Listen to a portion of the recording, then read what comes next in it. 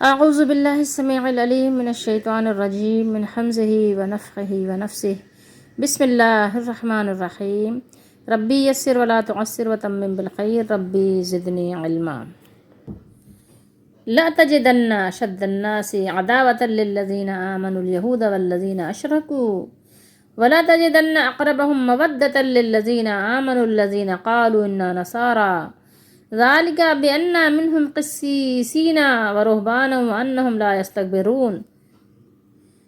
آیت نمبر 82 پر چھٹا سپارہ مکمل ہو گیا۔ چھٹے سپارے کا یہاں پر اختتام ہے۔ آیت نمبر 83 پر 7واں سپارہ شروع ہو رہا ہے۔ وَإِذَا سَمِعُوا مَا أُنزِلَ إِلَى الرَّسُولِ تَرَى أَعْيُنَهُمْ تَفِيضُ مِنَ الدَّمْعِ مِمَّا عَرَفُوا مِنَ الْحَقِّ يَقُولُونَ رَبَّنَا آمَنَّا فَاكْتُبْنَا مَعَ الشَّاهِدِينَ آمین۔ یہ دو آیات مبارکہ ہیں، آیت نمبر 82 چھٹے سپارے میں اور آیت نمبر 83 ساتویں سپارے میں، سورۃ المائدہ، اور ترجمہ احسن البیان سے ہے۔ یقیناً آپ ایمان والوں کا سب سے زیادہ دشمن یہودیوں اور مشرکوں کو پائیں گے۔ کس کو؟ اہل یہود عداوت میں، اور اشرکو وہ جو مشرک ہیں پائیں گے، اور ایمان والوں سے سب سے زیادہ دوستی کے قریب آپ یقیناً انہیں پائیں گے جو اپنے آپ کو نصارہ کہتے ہیں۔ قالوا انا نصارا، جو لوگ کہتے ہیں کہ ہم نصارہ ہیں، نصرانی ہیں، عیسائی ہیں، وہ لوگ مسلمانوں سے دوستی میں زیادہ قریب ہیں۔ یہ اس لیے کہ ان میں دانشمند یا آپ کہیے درویش اور گوشہ نشین یعنی تارک الدنیا یا زہد و تقوی گوشہ نشین ہیں، اور اس وجہ سے کہ وہ تکبر نہیں کرتے، ان میں تکبر نہیں ہے۔ لا یستکبرون، وہ لوگ متکبر نہیں ہیں۔ اور جب وہ رسول کی طرف نازل کردہ کلام کو سنتے ہیں یعنی قرآن مجید، تو آپ ان کی آنکھیں آنسوؤں سے بہتی ہوئی دیکھتے ہیں، کہ ان کی آنکھیں بہہ رہی ہیں، یعنی آنسو ٹپک رہے ہیں۔ اعینہم تفیض من الدمع، اس سبب سے کہ انہوں نے حق کو پہچان لیا۔ وہ کہتے ہیں کہ اے ہمارے رب، ہم ایمان لے آئے، بس آپ ہم کو بھی ان لوگوں کے ساتھ لکھ لیجئے جو تصدیق کرتے ہیں، یعنی جو ایمان کی تصدیق کرتے ہیں، شہادت دیتے ہیں، آپ ہمیں بھی شہادت دینے والوں میں شمار کر لیجئے، ان کے ساتھ کر لیجئے۔ فاکتبنا مع الشاہدین، اللہ تعالی ہمیں بھی ان میں شمار فرمائے، آمین۔ قرآن مجید کی آیات مبارکہ کو سمجھنے کے لیے تھوڑا سا وقت چاہیے۔ اس آیت مبارکہ کو اگر آپ پڑھتے ہیں اور ترجمہ پڑھتے ہیں، اور اس سے پہلی آیت نمبر 51 جو ہم نے تلاوت کی تھی وہ پڑھیں گے، تو تھوڑا سا آپ کے ذہن میں ایک الجھاؤ سا بھی پیدا ہو سکتا ہے۔ تو سمجھنے کے لحاظ سے تھوڑی سی ڈیفیکلٹ ہے یہ آیت مبارکہ، کہ ہم نے آیت نمبر 51 پہ سورہ مائدہ ہی میں تلاوت کیا کہ اللہ نے ارشاد فرمایا، یا ایھا الذین آمنوا لا تتخذوا اليہود والنصارى اولیاء بعضهم اولیاء بعض ومن یتولهم منکم فانہ منہم ان اللہ لا یہدی القوم الظالمین۔ اے ایمان والو، یہود اور نصارہ کو، عیسائیوں کو دوست نہ بناؤ، وہ آپس میں ایک دوسرے کے دوست ہیں، اور تم میں سے جو کوئی ان سے دوستی رکھے گا یا دوستی کرے گا تو بے شک وہ انہی میں سے ہوگا، یقیناً اللہ ظالم لوگوں کو ہدایت نہیں دیتے۔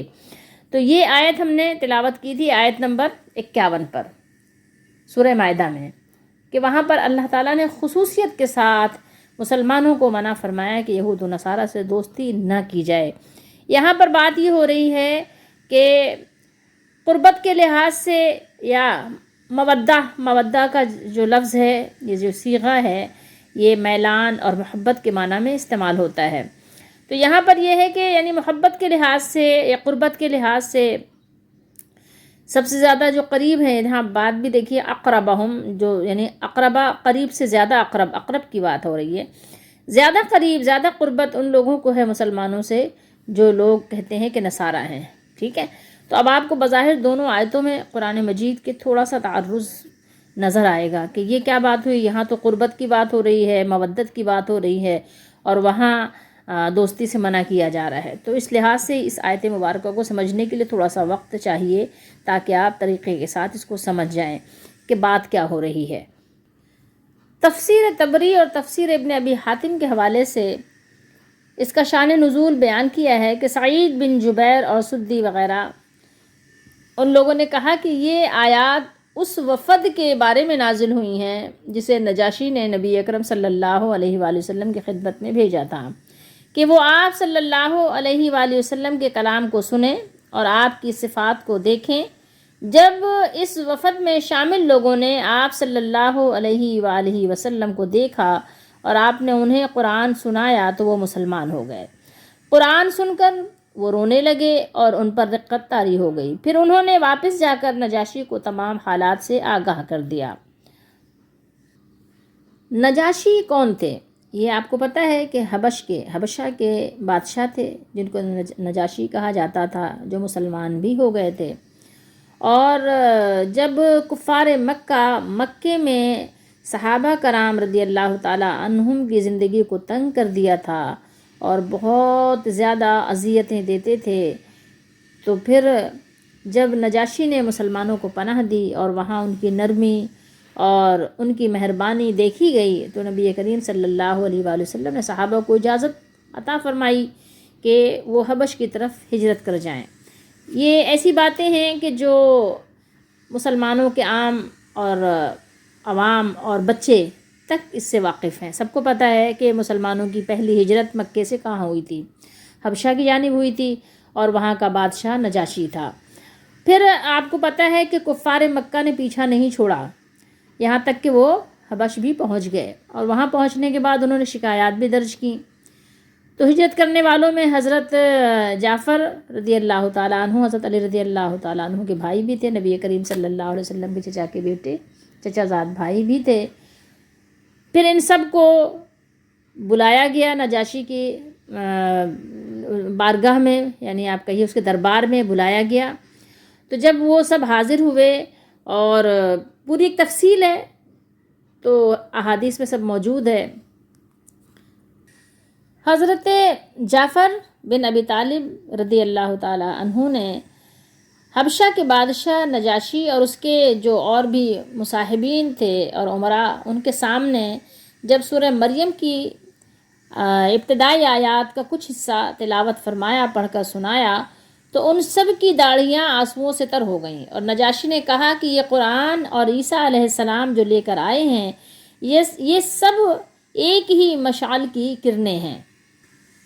پھر اس کے بعد نجاشی نے مسلمانوں کو ایک کہنا چاہیے کہ عام طور پر یعنی اجازت فراہم کر دی کہ جس کا جی چاہے وہ آئے اور اس کے ملک میں، اس کے شہر میں رہے، اور اس کو ہر طرح کا امن و امان حاصل ہے، اور اس سے کوئی چھیڑ چھاڑ، کوئی روک ٹوک نہیں کی جائے گی۔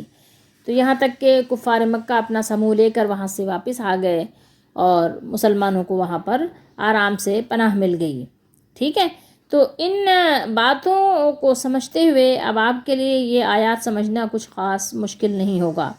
اور پہلے بھی ہم نے آپ کو بتایا ہے کہ رواداری ایک اور چیز ہے، حسن اخلاق، اچھے سلوک سے پیش آنا اور چیز ہے، اور دوستی ایک الگ چیز ہے۔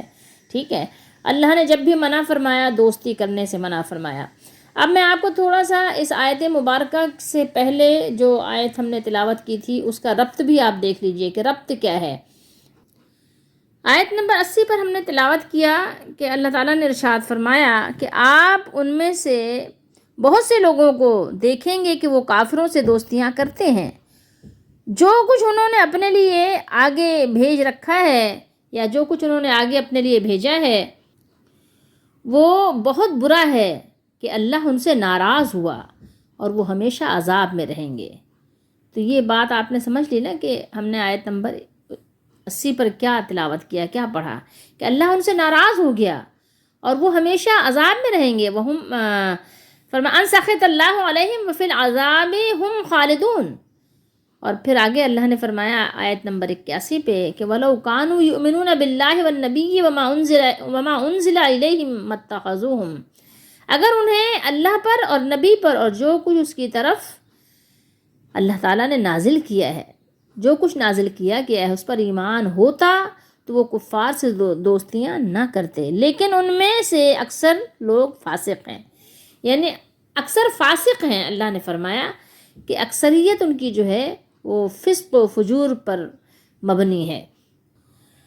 اب آپ بات کو سمجھیے، کتنی آسانی سے آپ بات کو سمجھ سکتے ہیں کہ لازمی بات ہے کہ جس کا آپ کھاتے ہیں، جس در کے آپ خادم ہیں، تو ایسا ممکن نہیں ہے کہ اپنے مالک کی بے وفائی کرتے ہوئے اپنے مالک کے دشمنوں سے جا کر مل جائیں۔ کھائیں تو اپنے مالک کے در سے، اور دوستیاں کس سے رکھیں، باتیں کس کو پہنچائیں، اپنے مالک کے دشمنوں کو۔ طریقہ کس کا اختیار کریں، اپنے مالک کے دشمنوں کا۔ تو ایسا ممکن نہیں ہے، ٹھیک ہے۔ یہ تو ایک عام سی بات ہے، کوئی اپنے باس سے بھی اس طرح سے بے وفائی نہیں کر سکتا۔ اگر کوئی اپنے باس سے بھی کرے، اپنے چھوٹی چھوٹی فیکٹریاں، انڈسٹریاں جو ہوتی ہیں، ان کے جو مالکان ہوتے ہیں، آنرز ہوتے ہیں، ان سے اگر آپ ایسی بے وفائی کریں تو وہاں سے بھی لازمی بات ہے کہ آپ کو دھکے دے کر نکال دیا جائے گا۔ آپ اس بات کا اندازہ لگا سکتے ہیں، جو پوری کائنات کا خالق اور مالک ہے، جو میرا اور آپ کا رب ہے، پالنے والا ہے، جس کے حکم سے یہ کائنات کا نظام چل رہا ہے، اس سے بے وفائی اگر آپ کرتے ہیں تو لازمی بات ہے کہ آپ فاسق تو ہیں۔ تو آپ کے زبانی دعوے تو کبھی بھی قبول نہیں کیے جائیں گے۔ آپ لاکھ کہیں کہ آپ باس کے وفادار ہیں، لیکن ظاہر ہے کہ جو آپ کے باس اور آپ کی فیکٹری کا دشمن ہو، آپ اس سے جا کر اپنے جو ہے یعنی دوستیاں آپ لگائیں، اس کے ساتھ کھانے کھائیں، اس کے ساتھ گھومیں پھریں، اس کے گھر جائیں، اس کو اپنے گھر میں بلائیں، دعوتیں کریں، تو اس سے لطف اندوز ہوں، تو لازمی بات ہے کہ کبھی بھی آپ اپنے باس کو کتنی بھی دلیلیں پیش کریں، وہ ماننے کو تیار نہیں ہوگا۔ تو پہلے تو دیکھیے اللہ تعالیٰ نے یہ بیان کیا کہ ایسا ممکن نہیں ہے۔ اگر ایسا کریں گے تو ظاہر وہ اپنے مالک کو ناراض کر دیں گے، اور ایسا کرنے والے سے ان کا مالک ناراض ہو گیا، اور ہمیشہ کا عذاب یہ آپ کو بتا رہا ہے کہ ان کو اللہ تعالیٰ ہمیشہ کا عذاب اس لیے دے گا کہ ایسے لوگوں کو عمومی طور پر توبہ کرنے کا موقع بھی نہیں ملتا۔ اگر وہ توبہ کر لیں تو ہمیشہ کا عذاب ان کو نہیں ہوگا، کیونکہ کوئی بھی مسلمان ہمیشہ دوزخ میں نہیں رہے گا۔ اللہ نے فرمایا ان سخط اللہ علیہم وفی العذاب ہم خالدون، وہ عذاب میں ہمیشہ رہیں گے، خالدون کا لفظ ہے، ٹھیک ہے۔ تو مسلمان تو کبھی بھی ہمیشہ عذاب میں نہیں رہیں گے۔ تو گویا کہ یعنی کافروں سے دوستی کر کے اور ان کے رکھ رکھاؤ، ان کے رسم و رواج کو اختیار کر کے اتنا زیادہ ان کے ساتھ وہ یعنی کہنا چاہیے مکس ہو گئے، جیل ہو گئے آپس میں، کہ پھر وہ یعنی اس سے باہر نہیں نکل پائے اور اس کو برا نہیں سمجھ پائے، اسی لیے تو توبہ نہیں کر پائے، اسی حال میں مر گئے، تو پھر ہمیشہ کے عذاب کے مستحق ٹھہرے۔ اور جو ایمان والے ہیں، جو اللہ اور نبی اور جو اللہ نے کتاب اور سنت کی صورت میں نازل فرمایا ہے، تو وہ پھر کفار سے دوستیاں نہیں کرتے، رواداری کرتے ہیں، حسن سلوک سے پیش آتے ہیں، ان کے حقوق جو مسلمانوں کے ذمے ہیں وہ ادا کرتے ہیں، لیکن دلی تعلق نہیں رکھتے۔ کیوں؟ اس لیے کہ ظاہر ہے وہ مالک کے وفادار نہیں ہیں، مالک سے وہ بے وفا ہیں، تو ظاہر ہے جو مالک سے بے وفا ہو تو اس کے ساتھ مسلمان پھر دوستیاں نہیں لگاتے، ٹھیک ہے، ایک دلی تعلق قائم نہیں کرتے، ان کے ساتھ شادی بیاہ نہیں کرتے۔ آج تو دیکھیں یہ سب چیزیں بھی ختم ہو گئی ہیں، مسلمان لڑکیاں کافر لڑکوں سے اور مسلمان لڑکے کافر لڑکیوں سے شادیاں کر رہے ہیں، دھللے سے کر رہے ہیں، مشرکوں سے کر رہے ہیں، کوئی بات ہی نہیں ہے۔ اچھا وہ جو ایگزمپشن ہے وہ ایک الگ چیز ہے، وہ کسی کے لیے ہے، اور اس کے پورا ایک طریقہ کار ہے، پورا ایک ضابطہ ہے۔ ایسا نہیں ہے کہ ایسے اٹھیں آپ جس سے چاہیں آپ کسی بھی مشرک سے آپ نے نکاح کر لیا، ایسا نہیں ہے، اور لڑکیوں کے لیے تو کسی سے بھی نہیں ہے۔ لیکن بات وہی ہے نا کہ جب آپ قرآن جس نے نازل کیا ہے اس پر ایمان تو رکھیں، یا قرآن جس پر نازل ہوا ہے اس پر ایمان تو رکھیں، یقین تو کریں، بات تو ساری جب ہے۔ لیکن جب تو ایک آپ برائے نام قرآن کو ماننے والے کہلاتے ہیں صرف زبانی، تو پھر یہ سارے معاملات جب ہی پیش آتے ہیں۔ تو اب آپ بات کو سمجھیے کہ آپ کو میں نے شان نزول بھی بتا دیا اور ربط بھی بتا دیا۔ تو یہاں پر ربط کے بعد آپ نے یہ سمجھنے کی کوشش کرنی ہے کہ اللہ تعالیٰ نے یہ آپ کو آگاہ کیا ہے، خبردار کیا ہے، خبر دی ہے کہ آپ ضرور، یعنی شدت کس کے اندر ہے؟ دشمنی کی شدت ہے جو یہود ہیں اور وہ جو مشرک ہیں، ٹھیک ہے، جو بتوں کی پوجا کرتے ہیں، وہ بہت زیادہ شدید ہیں دشمنی میں، ٹھیک ہے۔ دوستی تو آپ نے ان سے بھی نہیں لگانی جو نصارہ ہیں، لیکن دیکھیں بات آپ کو سمجھ آئے گی کہ یہ اس وقت کے نصارہ سے بات ہوئی تھی۔ قالو انا نصارہ، یہ دیکھیں ماضی کا صیغہ ہے، ان لوگوں نے کہا تھا، قالو جمع کا صیغہ ہے، یعنی وہ ایک گروہ تھا جن لوگوں نے کہا تھا کہ ہم نصارہ ہیں۔ تو بات وہی آ رہی ہے جو حبشہ کا بادشاہ نجاشی تھے، جو ایمان بھی لے آئے تھے، اور ان کے ساتھ جو اور مزید پورا ان کا جو ایک گروپ تھا، ٹھیک ہے۔ اچھا بات دیکھیے، ایک وجہ بھی بتائی گئی، سبب بھی بتایا گیا۔ سبب کیا تھا کہ قسیسین بھی تھے اس میں اور رہبان بھی تھے۔ قسیسین اور رہبان یہ کون لوگ تھے؟ جو عالم بھی ہوں اور زاہد بھی ہوں، یعنی تارک الدنیا، اور یہ علماء اور جو خطاب کرنے والے، بیان کرنے والے، لوگوں کو امر بالمعروف و نہی عن المنکر کرنے والے، اور یہ گوشہ نشینی اختیار کرنے والے درویش قسم کے لوگ۔ تو یہاں یہ بیان کیا۔ تو قسیسین، واحد اس کی قسیس ہے اور قصہ بھی ہے، اور قصہ بھی کہتے ہیں، اور قصوص بھی اس کی جمع آتی ہے، ٹھیک ہے۔ رہبان آپ جانتے ہیں کہ راہب کی جمع ہے، تو عابد بھی ہیں، اس کا مطلب جو عبادت گزار لوگ ہوتے ہیں۔ راہب کی جمع رہبان ہے، تو آپ اس کو بولتے ہیں نا اردو میں بھی نا، الترغیب والترہیب، یعنی ڈرانا، خوف کا معنی بھی ہوتا ہے، یعنی یہ وہ لوگ ہیں جو اللہ سے ڈرنے والے۔ اور تفسیر ابن ابی حاتم میں ہے، اس کا معنی لکھا ہوا ہے کہ صدیقین، ٹھیک ہے، یعنی سچے لوگ، انبیاء علیہ الصلوۃ والسلام کو دیکھ کر ان کی گواہی دینے والے لوگ بھی اس میں یعنی شمار ہوتے ہیں۔ حضرت امام قتادہ فرماتے ہیں کہ ان سے مراد وہ لوگ ہیں جو حضرت عیسیٰ ابن مریم علیہ السلام کے دین پر تھے، اور جب انہوں نے مسلمانوں کو دیکھا اور قرآن کو سنا تو وہ مشرف و اسلام ہو گئے، اور انہوں نے اسلام قبول کرنے میں ذرہ برابر پس و پیش سے کام نہیں لیا۔ امام ابن جریر نے ان آیات کے بارے میں یہ موقف اختیار کیا ہے کہ یہ ان سب لوگوں کے بارے میں ہیں جن کے یہ اوصاف ہوں، یعنی اوصاف صفت کی جمع ہے، خواہ ان کا تعلق حبشہ سے ہو یا کسی اور علاقے سے ہو، یعنی اس زمانے کے لوگ ہوں یا آج کے زمانے کے لوگ بھی ہوں، اگر ان کے اندر یہ صفتیں پائی جاتی ہیں، وہ اللہ سے ڈرنے والے ہیں، تو پھر وہ ایسے ہی ہوں گے کہ وہ مسلمانوں کے ساتھ کوئی خاص دشمنی نہیں کرتے، ٹھیک ہے۔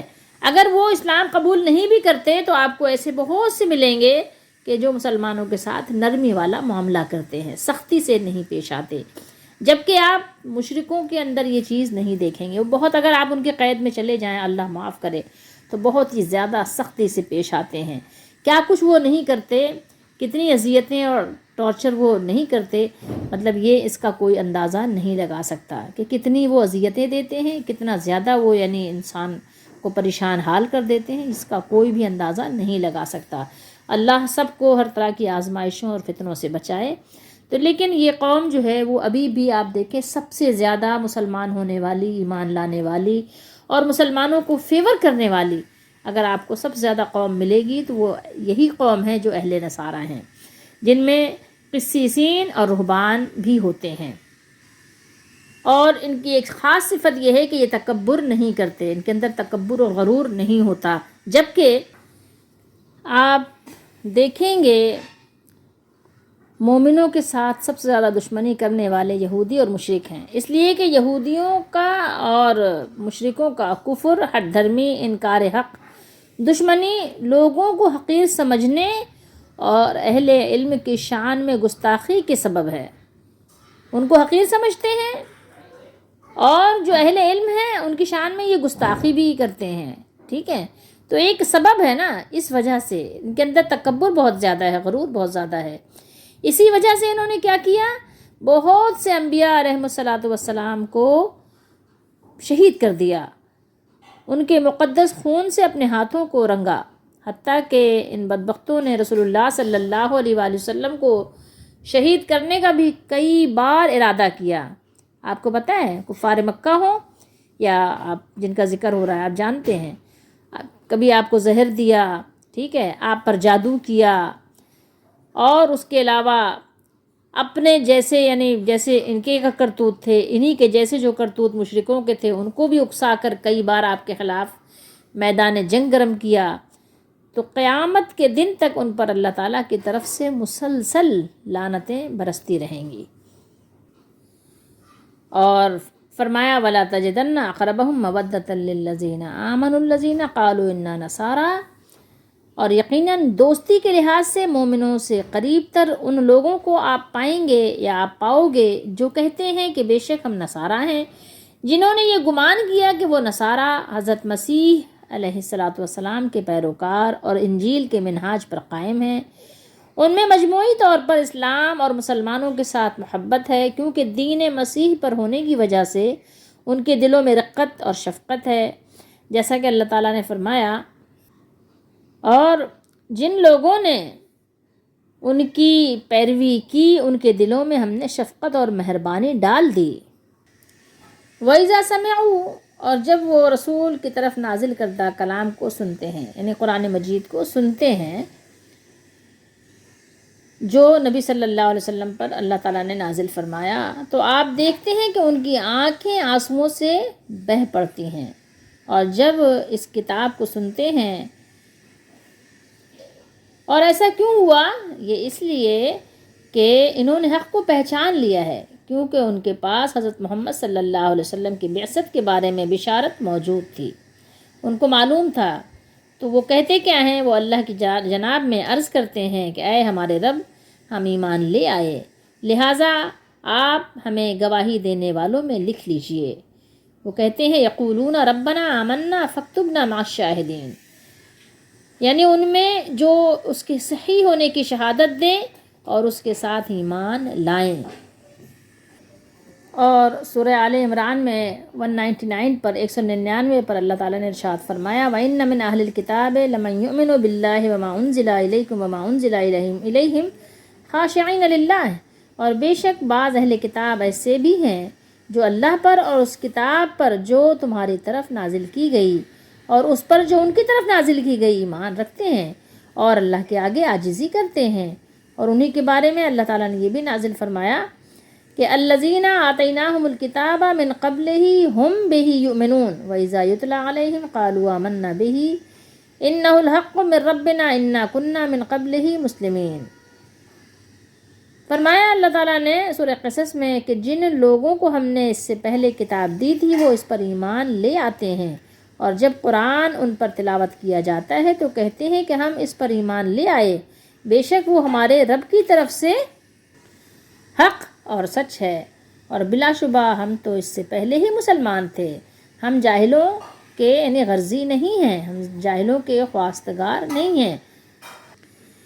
اب آئیے ان آیات مبارکہ کی روشنی میں ہم اپنے لیے سبق تلاش کریں، کیونکہ یہ تو خصوصیات یا صفات جو کچھ بھی تھیں اوصاف اللہ تعالیٰ نے بیان فرمایا، جو لوگ گزر گئے، ٹھیک ہے، یا جو موجودہ لوگ ہوں گے ان کے بارے میں اللہ نے خبر دی، بیان کیا کہ دوستی اور دشمنی کے لحاظ سے کون لوگ ہیں بہتر، اور اللہ تعالیٰ نے ان کے بارے میں بیان کیا کہ کون لوگ ہیں جو نرمی اور قربت کے لحاظ سے بہتر ہیں، اور تکبر کے نقصانات کیا ہیں کہ تکبر جو لوگ کرتے ہیں تو ان کے اندر حق کو قبول کرنے کی صلاحیت بہت کم ہو جاتی ہے، ان کا تکبر جو ہے نا ان کے لیے آڑ اور رکاوٹ بن جاتا ہے۔ تو یہ ساری چیزیں ہمارے اپنے لیے سبق ہیں، ہم اپنے لیے اس میں سے سبق تلاش کریں کہ دیکھیے کیا ہمارے اندر تکبر تو نہیں ہے، بڑائی مارنا اور ڈینگے مارنا ہمارے اندر تو نہیں ہے، کہیں ہم لوگوں کو حقیر اور نیچ تو نہیں سمجھتے۔ اگر تو کسی کے ساتھ غصہ دینی لحاظ سے ہو تو ٹھیک ہے، یہ بات تو کسی حد تک یعنی مناسب بھی ہے، لیکن اس کے علاوہ نہیں۔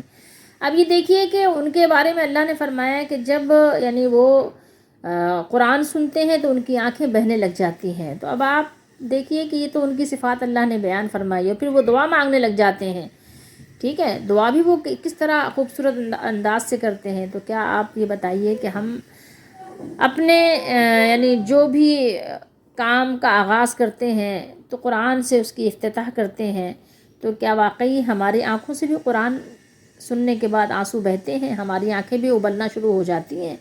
کیا ہم بھی حق کو پہچاننے کی کوشش کرتے ہیں؟ کیا ہم بھی اس وقت پھر دعا کرتے ہیں اپنے لیے، اپنے رب سے؟ اگر یہ چیزیں نہیں ہیں تو ہمیں پھر ان چیزوں پہ غور کرنا چاہیے۔ اور دوستی کے لحاظ سے یا قربت کے لحاظ سے جو اللہ تعالیٰ نے بیان کیا کہ دوستی اور دشمنی کا جو تعلق ہے، تو اب آپ خود سمجھ لیجئے کہ آج فی زمانہ بغض و عناد دیکھیں گے تو اہل نصارہ میں بھی آپ کو موجود نظر آئے گا، ٹھیک ہے، آپ پائیں گے یقیناً۔